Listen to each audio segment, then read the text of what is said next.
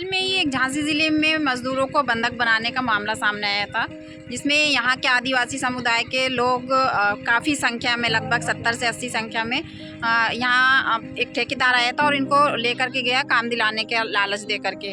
इनसे बोला कि 400 रुपये प्रतिदिन मजदूरी दी जाएगी।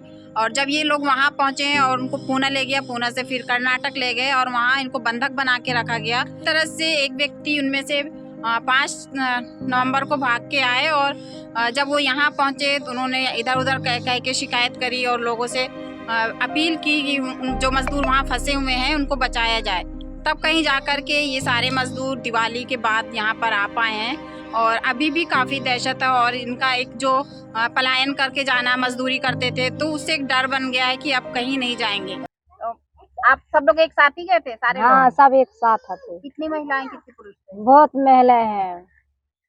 क्या हुआ था वहाँ पे? होते हम लोग महाराष्ट्र लो आगा, महाराष्ट्र से कर्नाटक लो आगा। कर्नाटक में हम लोगों को गन्ना काटने के लिए लो आगा और उसने खावे को नहीं दिया, कुछ नहीं, अकेला से आटा दिया उसने खावे को। पैसे को जने मान से 100 रुपया खर्चा के लिए दिया उसने। और जितना काम लोग मुझसे रुपये बढ़ना था तो उतने भी कर रहे थे और नहीं बनाता से उनको मारने को दौड़त तो गन्ना ले लेके मार दो। कटवाते थे रोज? गन्ना चार ट्रॉली से जो उठाबू करो लोग मुझसे लिखो तो 5 बजे वो खेत पे लगा जाते और रात के आते 10 बजे छोड़बू करो वो। और तबीयत खराब हुई और तब क्या खा भाई तो कुछ नहीं, इलाज के लिए नहीं, तुम परे रहो, तुम्हें नहीं इलाज कराने। खाने खा तो देता तो 4 बजे से जितनी रोटी सेक पाई तो सेक ली। अगर जो डेल पे रह गो तो वो धमकी दे के लुआ जाते चलो। और दोपहर में बड़े सुबह 4 बजे से जगा था 4 बजे से लुआ जाते और नहीं जाते जो गाड़ी का लोग कहता था तो खेत में पहुँचाते तो ट्योली में उसमें ट्योली से भरने पड़ती। नहीं चढ़ रहे तो गाड़ी दे कर भागते तो ऊपर नशेनी पर ले जाने होते।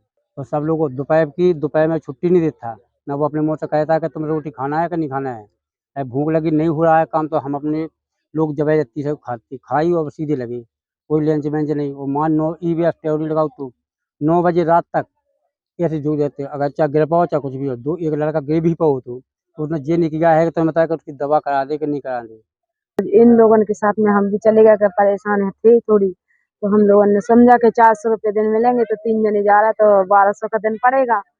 तो हमको शादी करना था लड़की का, इसलिए पैसे की जरूरत थी तो हम कि चलो इनके साथ चले जाएंगे तो पैसा मिलेगा।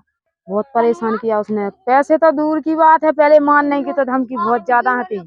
उसने बच्चे से हमारे से ये कह दिया था कि तुम्हारी माँ अगर कुछ बोलेंगी हमसे तो एकांत में ले जा कर के मारेंगे हम तुमको जान से। बेटे जे निकल नहीं पाएगी, क्यों? वो इतनी लेबर में होशियार बोलने वाला कोई नहीं था, इसलिए वो हमको दबाता धमकाता रहा। आप बोलते थे? हाँ, इसलिए। कितने साल का बच्चा था? मेरा बच्चा 17 साल का। वो उनके कब्जे में हो गया? हाँ, वो कब्जे में उसने कर लिया था। अब धमकी दे दी तो बच्चा डर गया। वो मम्मी तुम कुछ मत बोलना इनसे, तो ये हमको मारेगा, तुम बोलती हो वो हमको धमकाता है। कितनी आबादी है आपके गाँव की? हमारे यहाँ आबादी लगभग 11,000 की समथिंग निकलेगी आबादी। लेकिन पिछले पंचवर्षीय अभी इस पंचवर्षीय में जो वोटिंग पड़ी हुई है तो 6,000 यानी 6,500 की समथिंग वोटिंग थी यहाँ।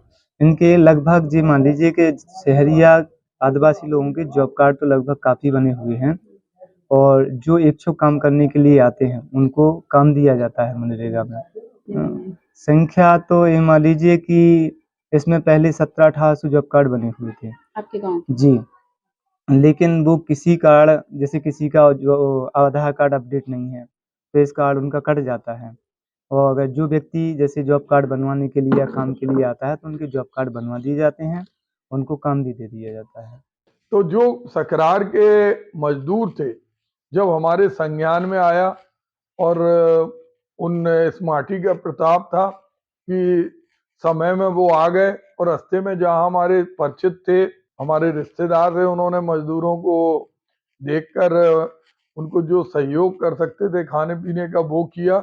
लेकिन ये कोई बहुत बड़ी चीज नहीं है। आज पूरे देश के अंदर जिला प्रशासन से हमने तो एसडीएम से भी बात की, उसके पहले मैंने अखबार में ही पढ़ा था कि वो लोग जिलाधिकारी के यहाँ गए थे और उन्होंने कहा, लेकिन मुझे प्रत्यक्ष रूप से ये दिखाई नहीं देता कि अगर कोई भी जिला प्रशासन का सहयोग होता तो वहां मौके पे जाते, बाद में जाते, मिलने जाते, पूछते कि भाई आप कैसे बंद हुए थे, क्या हुआ आपके साथ, तो वो कुछ नहीं दिखाई दिया। जब पलायन होती है तो वो मजबूरी में उन्हीं बड़े उद्योगों में जाती, जैसे ये शुगर मिल में गए थे। तो कहीं ना कहीं सरकार की मंशा है, जिस तरह काम धंधे उनकी झोली में डाल दिए, मजदूरों को भी उनके भरोसे भेजने के लिए इस तरह का काम किया जाता है कि बुंदेलखंड जैसी जगह से मजदूर पलायन करें और मजबूरी में वहां काम करें।